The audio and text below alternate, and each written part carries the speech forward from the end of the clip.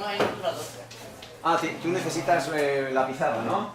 Tú eres método clásico con pizarra. Es que como lo entonces quizás deberías dar la luz. Ah, sí, porque sabéis que esta no se puede abrir. En el hipotético caso que vendrá. Pues os voy a hablar de la paradoja del cumpleaños. La verdad no sé muy bien por qué se llama paradoja, porque no es que se contradiga a sí mismo, es más bien algo que no suele encajar bien en lo que pensamos. Y es en un grupo de personas, vamos, lo que nos cuenta es que en un grupo de personas la probabilidad de que dos de ellas cumplan los años del mismo día es más alta de lo que creemos.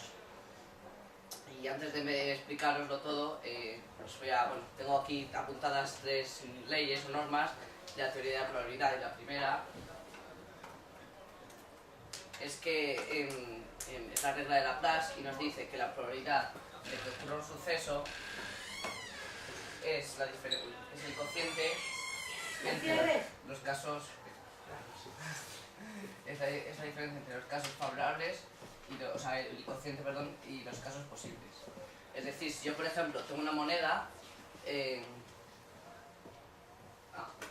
yo tengo una moneda, los casos favorables, por ejemplo, de que salga, la probabilidad de que salga, por ejemplo, cruz, sería los casos favorables, que es que salga cruz, que es 1, entre los casos posibles, que es que salga cara y cruz, que son 2. Entonces tengo un medio de probabilidad de que me dé cruz, que sería el 50%.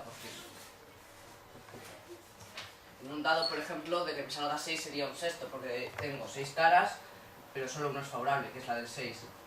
Y sería, bueno, no sé cuánto es una empresa. 16,7%. La segunda regla es que la probabilidad de que ocurra un suceso es 1 menos la probabilidad de que no ocurra. Y esto la voy a utilizar porque es mucho más fácil calcular que no ocurra que dos personas tengan el mismo cumpleaños que calcular que sí que lo tengan. Entonces voy a hacer 1 menos la probabilidad de que no ocurra. Y la última, pues que la probabilidad de que dos sucesos ocurran es su producto.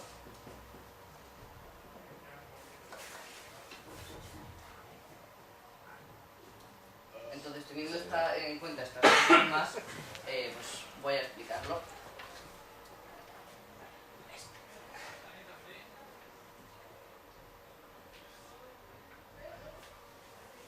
En un grupo de una persona, la probabilidad de que dos tengan el mismo cumpleaños es 1 menos la probabilidad de que no lo tengan. Y esta probabilidad es como hemos dicho en la regla número 1, la probabilidad, los casos favorables, que serían 1, 100. Bueno, si tenemos en cuenta que un año tiene 365 días, sería 365 entre 365, que sería 100. O 1, depende de cómo lo queramos poner, tanto por 1 tanto por ciento. Entonces la probabilidad de que ninguno coincida es 1 o el 100%. Entonces la probabilidad de que a dos les coincidan es del 0%, porque 1 menos 1 es igual a 0. Entonces, esto lo podemos comprobar porque si no hay dos personas no puede ocurrir. En cambio, si ya tenemos dos,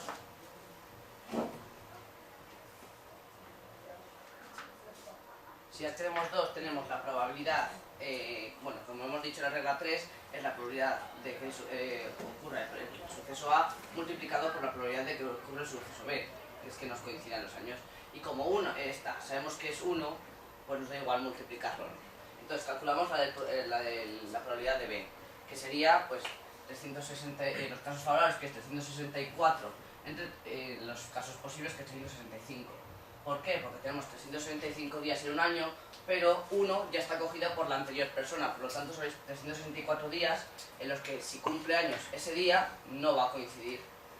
Y esto lo tengo por aquí apuntado, es por 100, sería el 99,7% de probabilidad. Entonces la probabilidad de que de no... O sea, esto es lo que estamos calculando, la probabilidad de que no coincidan los cumpleaños. Entonces la probabilidad de que sea... que coincida, vamos, sería esto, que sería 1 menos lo que acabamos de comprobar, que sería el 0,3%. Bueno, si seguimos haciendo esto de muchas veces, llegamos más o menos a un grupo del tamaño de por ejemplo, un equipo de fútbol, 23 personas. Y justo en 23 personas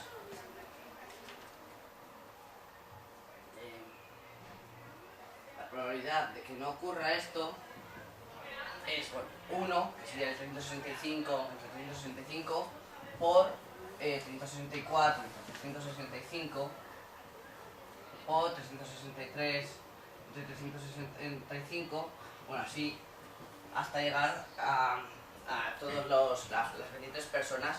Y esto nos daría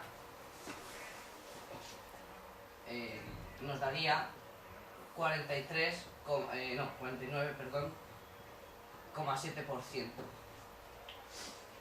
Y esto es de que no ocurra, por lo tanto la probabilidad de que sí que ocurra es 1 menos el 49,7%, que es mayor del 50%. Por lo tanto, si fuésemos 20 personas, no sé cuántas somos, en la mitad de... ¿Somos? Aquí no llegamos. No somos. Si fuésemos un grupo de 20 personas, de 23, en la mitad de los casos, 2 personas tendrían el mismo cumpleaños. Y esto, la razón por la que suelen confundir a las personas es que lo confunden con que tú coincidas tu cumpleaños con cualquier otra persona, que es mucho más complicado, porque es, si no me... Bueno, lo tengo por aquí. Es 1 menos 364 partido de 365 elevado al número de personas. Y esto es mucho más complicado, porque aquí estamos elevando 364 y 365 muchas veces. Pero aquí, en cambio, estamos reduciendo esto, por lo tanto el número es más pequeño y la probabilidad de que no coincida es más pequeña. Por lo tanto, un número más pequeño es más alto, por lo tanto la probabilidad de que sí coincidan los cumpleaños es más alta. Y eso es básicamente lo que...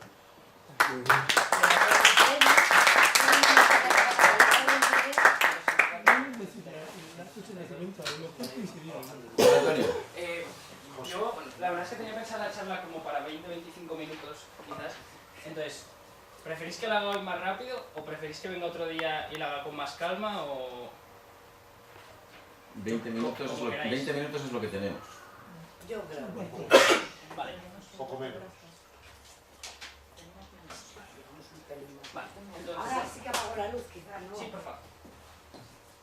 Ahí. Vale, pues yo voy a hablar sobre los diagramas de Feynman. Entonces, su inventor fue Richard Feynman, uno de los más grandes físicos del siglo XX. Tenía una pequeña introducción, pero bueno, no pasa nada. Por dejar una frase, un físico que trabajó con él dijo que era el segundo Einstein, solo que esta vez era humano, porque Feynman fue, aparte de ser un gran físico, también era una persona con mucho carisma y ayudó un poco a romper con ese tópico de que los científicos siempre son gente muy introvertida, muy reservada, que no se relaciona mucho, que está siempre como metido en sus experimentos y en sus cosas. Pues Feynman ayudó un poco a romper este tópico porque era realmente muy social, muy carismático. Bueno, entonces, para entender de dónde vienen los diagramas de Feynman, qué son y para qué son útiles, voy a empezar con el experimento de Aldrin. No sé si lo conocéis, pero básicamente era un experimento en el que se lanzaban electrones a través de una pantalla con dos rendijas, como esta, y lo que se esperaba, según la mecánica clásica, era pues dos zonas en las que impactasen muchos electrones. No se obtuvo eso, sino que lo que se obtuvo fue un patrón más o menos, digamos, como este de aquí, ¿no? Como un patrón de interferencia de dos ondas. Así, a grandes rasgos, lo que se dedujo de este experimento es que las partículas elementales se comportaban como partículas a veces y como ondas en otras ocasiones. Vale, una cosa, tampoco hace falta que entendamos esto muy a fondo para entenderlo. Entonces, la pregunta de Feynman, bueno, una de las teorías es que a Feynman se le ocurrió su su teoría viendo este experimento y diciendo, bueno, y si tuviésemos 3 rendijas, ¿qué tendríamos que calcular? Pues si tuviésemos 3 rendijas, tendríamos que calcular el patrón de interferencia que harían 3 ondas. Y si tuviésemos 4 rendijas, pues el patrón de interferencia de 4 ondas. Bien, y seguimos así. Y si tuviésemos infinitas rendijas, es decir, si no hubiese pared, tendríamos que calcular el patrón de interferencia de infinitas rendijas, que tampoco parece que tenga mucho sentido, ¿no? Y además serían, pues simplemente viajar por el espacio vacío, serían como infinitas rendijas con infinitos huecos cada una, ¿no? Una cosa como así, ¿no? Sería, digamos, el caso continuo, este es un caso discreto, pero bueno. Vale. Entonces, él de lo que se da cuenta es de que es equivalente, bueno, no se puede, el patrón de interferencia de una onda pasando a través de infinitas rendijas no se puede calcular, no tiene sentido, pero él se dio cuenta de que bajo ciertas normas, que esas son, las voy a explicar ahora más adelante, calcular este patrón de interferencia era equivalente a, digamos, sumar la probabilidad de que la partícula fuese desde A, es decir, perdón, es que como muy rápido me lío. Queremos calcular la probabilidad de que si tenemos una partícula en este punto A y la liberamos, al cabo de 5 segundos la encontremos en este otro punto B. Vale. Eso se hace, como he dicho antes, calculando la ecuación de onda de probabilidad y se ve cuál es la probabilidad en ese punto en concreto. Pues Feynman se dio cuenta de que eso era equivalente a sumar bajo ciertas condiciones todas las probabilidades de los posibles caminos que puede tomar la partícula. Es decir, calcularíamos con unas reglas que ahora voy a explicar la probabilidad de que hiciese esto la partícula, luego la probabilidad de que hiciese esto, la probabilidad de que pasase por cualquiera de todos ellos posibles, la sumamos y obtenemos la probabilidad de que la partícula esté en el punto B al cabo de un tiempo. Vale. El problema es que no es así, es el caso continuo, como hemos dicho, o sea, todos los posibles caminos, y todos los posibles caminos son todos los posibles caminos, el que sea. Y una cosa muy curiosa es que los caminos que los que hay que tener en cuenta ni siquiera tienen que cumplir las leyes de la física, es decir, podría ser un camino en el que la partícula viajase más rápido que la velocidad de la luz, porque es lo que se llaman caminos virtuales, es decir, no pasan físicamente, sino que nos ayudan a calcular la probabilidad. Vale, entonces, como supongo os imaginaréis, sumar infinitas probabilidades y demás no es algo... Bueno, perdón, voy a explicar primero cómo se hace el cálculo y luego vemos que no es sencillo. Vale. Lo que hace Feynman es que utilizando una variante del principio de mínima acción, la acción es una magnitud física que nos relaciona la energía potencial, la energía cinética y cómo varían en función del tiempo. Bueno, pues en mecánica clásica hay un principio que nos dice que un objeto que va desde un punto A hasta un punto B siempre va a ir por el camino que minimiza la acción. Es decir, digamos como que el universo es vago, ¿no? Entonces siempre va a ir por lo que menos trabajo le cuesta, no es exactamente trabajo, pero bueno, menos acción. Vale. Entonces, lo que dice Feynman es que vamos a calcular la acción de cada camino. Y una vez tenemos la acción de cada camino, vamos a asignarle a ese camino un número complejo. De ese número complejo, el módulo, es decir, un número complejo es una flecha, ¿vale? Más o menos. Entonces, el módulo, que es la longitud de la flecha, es para todos los caminos el mismo. Y el ángulo, digamos, que se abre respecto de la horizontal está relacionado con la acción. Entonces, lo que hacemos es, a cada camino le asociamos un número complejo de módulo, el que queramos, pero para todos el mismo, y de ángulo la acción. ¿Vale? Y sumamos todos esos números complejos. Aquí, en un ejemplo básico de 3 caminos simplemente, 3 que he pintado así aleatoriamente, pues digamos, de este azul sería esta flecha con este ángulo. Luego ponemos el siguiente número complejo, tal, así, y una vez que tenemos el número complejo que resulta, es el cuadrado de ese número complejo es la probabilidad. La probabilidad no puede ser un número complejo, es el cuadrado de ese número complejo, es la probabilidad de que la partícula esté en B al cabo de 5 segundos. Bueno, aquí he pintado la probabilidad, o sea, si este es el número complejo que resulta al final, lo elevamos al cuadrado. Vale. ¿Cuál es el problema que tiene? O sea, esto funcionaba, o debería funcionar teóricamente, pero ¿cuál es el problema? Que sumar infinitos números complejos no es fácil. Pero vamos a ver qué pasa si cogemos unos pocos. Vale, tenía un problema con este de diapositivas que no se veía antes. Voy a ponerla aquí, no sé si ahí se ve mejor. Vale, la idea es, este es nuestro punto de partida, sé que no se ve bien, lo siento. Y este es nuestro punto de llegada. Como infinitos son muchos, hemos pintado unos cuantos, bastantes. Entonces, digamos, se ve aquí en diamante, ¿vale? Son un montón de flechas que hacen así, así, así, cada vez más van abriendo el ángulo y forman pues unos cuantos caminos. y vamos calculando el número complejo asociado a cada uno.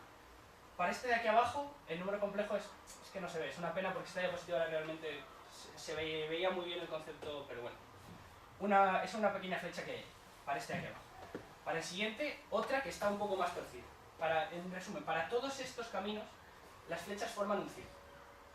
Ah, mira, se ve aquí. Para todos estos caminos, las flechas forman un círculo. De tal manera que la probabilidad que suman todos estos caminos es realmente pequeña.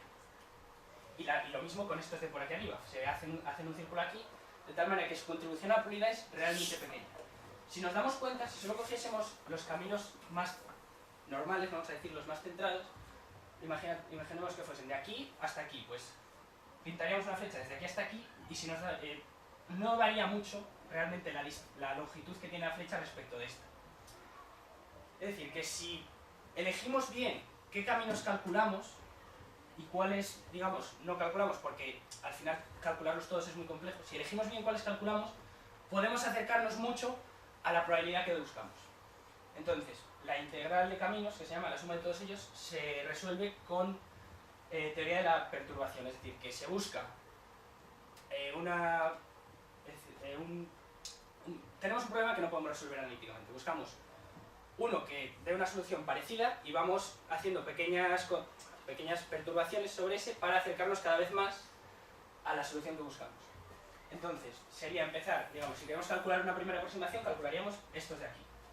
Y tendríamos más o menos una aproximación, pero no sería del todo correcta. Entonces, seguimos calculando más y cada vez nos acercamos más. ¿Cuál es el problema? Que no sabemos cuáles son los que contribuyen más a la probabilidad y cuáles menos. Entonces, aquí entra la idea de Feynman. Bueno, para calcular la probabilidad de que una partícula vaya de un punto A a un punto B, es mucho más fácil utilizar la ecuación de onda de Schrödinger que esta formulación de sumar todos los caminos que hay desde ese punto A hasta ese punto B. Sin embargo, para otros procesos, como pueden ser los que... Ah, claro, no estoy en modo presentación. Los que suceden en la electrodinámica cuántica, que nos habla de cómo se relacionan los electrones y los fotones, así a grandes rasgos, es mucho más fácil utilizar la idea de integral de caminos de Feynman. Vale. Esto de aquí, y todo lo que hay en el fondo de la presentación mientras he hablado, son los diagramas de Feynman, que representan en este eje el espacio y en este el tiempo. Vale. Este que representa aquí corresponde a esto, ¿no? Vienen dos electrones, el de aquí emite un fotón, que tiene un momento lineal, por tanto retrocede. Este fotón lo absorbe el otro electrón, que retrocede. Entonces, vienen y se repelen, que sería lo que podríamos explicar como que las cargas se repelen, pero lo que hacen realmente es intercambiar un fotón. Vale, pues esto, pasado a un diagrama de Feynman, sería esto que tenemos aquí. Dos electrones que cada vez que avanza el tiempo están más cerca, llega a un punto en el que uno emite un fotón y por tanto retrocede, ese fotón le llega al otro electrón que retrocede también. Vale, esta es la idea de los diagramas de Feynman. ¿Por qué son útiles? Vale, esta no es esto. Porque para calcular la probabilidad de que esto pase, es decir, si nosotros medimos un electrón aquí y otro electrón aquí, queremos decir, vale, ¿cuál es la probabilidad de que interactúen y retrocedan ambos? Tendríamos que sumar todas las posibles maneras de las que esto puede ocurrir. ¿Qué pasa? Que son muchas, son un montón, pero como había dicho hay unas que contribuyen más a la probabilidad. ¿Y cuáles son? Pues son las que menor número de nodos en el diagrama de Feynman tienen. Es decir, este tendría dos nodos. Resulta que para este caso en concreto no existen diagramas de un nodo, ni de nodos impares, pero bueno. Para este caso en concreto este tiene dos. Entonces es el que menos tiene, es único, solo hay uno con dos nodos y es el que más aporta a la probabilidad final. Los siguientes, con 3 no encontramos, como he dicho, impares no había, con 4 nodos contribuyen menos. ¿Cuánto menos? Un factor, por cada nodo contribuye como un factor 100 menos, es decir, si este contribuyese un 90%, estos contribuirían un 0,9%. Entonces, ¿qué pasa? Si tenemos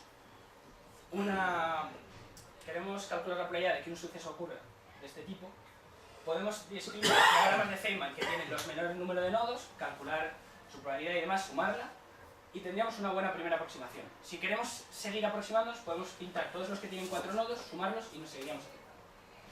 Pero no es solo esta la ayuda que nos dan los diagramas de Feynman, sino que tienen también la ventaja de que cada parte del diagrama de Feynman, digamos que codifica una parte de la ecuación que tenemos que utilizar para calcular la amplitud, que nos ayuda mucho a calcularla. No tenemos que calcularla, digamos, de manera directa, sino que simplemente sustituyendo esos valores o colocando esos valores en la ecuación obtenemos la probabilidad de la contribución de ese diagrama a la suma. Y otra de las grandes ideas por qué nos ayudan estos diagramas a resolver los problemas sería, lo voy a explicar con este diagrama. Vale. ¿Qué problema veis en este diagrama? Así de primeras. Vale. Si hemos dicho que en este eje está el tiempo y en este el espacio, este electrón de aquí está yendo hacia atrás en el tiempo, ¿no? Parece que no tiene mucho sentido. Pues la representación de bueno, este diagrama, por si no os habéis dado cuenta, es el otro rotado. Vale. Un electrón que viaja hacia atrás en el tiempo lo interpreta Feynman como la antipartícula de electrón, es decir, un electrón con carga positiva. Entonces, el mismo diagrama de Feynman nos vale para muchas ocasiones, para distintos sucesos, y contribuye con la misma probabilidad para distintos casos. En este caso lo que representa es un electrón y un positrón, la antipartícula de electrón, que se aniquilan, producen un fotón y ese fotón se descompone en un electrón y un positrón. La probabilidad que aporta este diagrama a que midiendo un electrón y un positrón se aniquilen, den un fotón y luego se repelan, es la misma que aporta este otro diagrama que habíamos visto aquí a que dos electrones se repelan el uno al otro, porque tienen codificada la misma información y su amplitud contribuye igual y porque tienen el mismo número de nodos, entonces la probabilidad de que con la que contribuyen es la misma. Me he dejado muchas cosas en el tintero porque he tenido que hacerlo deprisa y probablemente no se haya quedado muy claro. De verdad que lo siento porque lo tenía preparado y tal y se iba a entender mucho mejor. Pero bueno, ya para cerrar dejo una frase, una cita de Feynman y es que necesitamos más preguntas sin respuesta y menos respuestas incuestionables. Muchas gracias.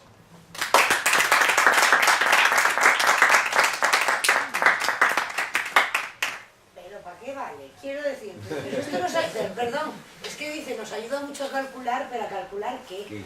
Es a mí lo que se me escapa. ¿Qué es lo que nos ayuda a calcular esto? Hay un, por ejemplo... ¿Física o sí, cualquier para cosa?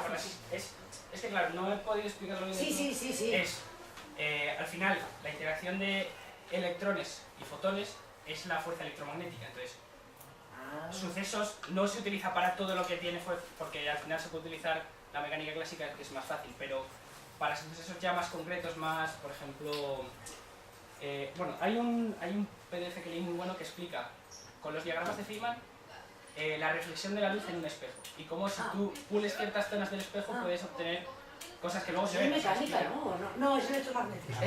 Sí, más o menos, pero bueno, de verdad que lo siento porque me he dejado muchas cosas que he saltado, que no he explicado, porque iba con prisa. De todas maneras hay que comprender que el tema era de cierta dificultad. O sea, que de alguna manera lo que nos ha querido contar pues es una cuestión de la aplicación de la física cuántica. Yo no sé si os fijáis en lo plásticos y bonitos que son los diamantes, pero además encima son muy bonitos. Estéticamente hablando, son muy bonitos. Sí, él... Me recuerda un instrumento musical. Decía que muchas veces la verdad, él, o sea, la verdad, bueno, digamos, lo que era científicamente correcto, él guiaba su investigación por la sencillez, ¿no? Él creía que, él lo dice, no hay nada que nos diga que la verdad tiene que ser sencilla, pero él creía que era así, entonces muchas de las cosas que investigaba y tal buscaba que no fuesen algo muy muy complejo y en esta línea encontró estos diagramas que realmente, si habéis visto la ecuación que codifica el diagrama es mucho más sencillo que la ecuación y realmente acordarse y representar el diagrama es mucho más sencillo que calcular la ecuación directamente. Me recuerda un instrumento que hay. No, me dejo la chaqueta negra. Me voy rápido. En la Lo siento porque Bueno. tengo...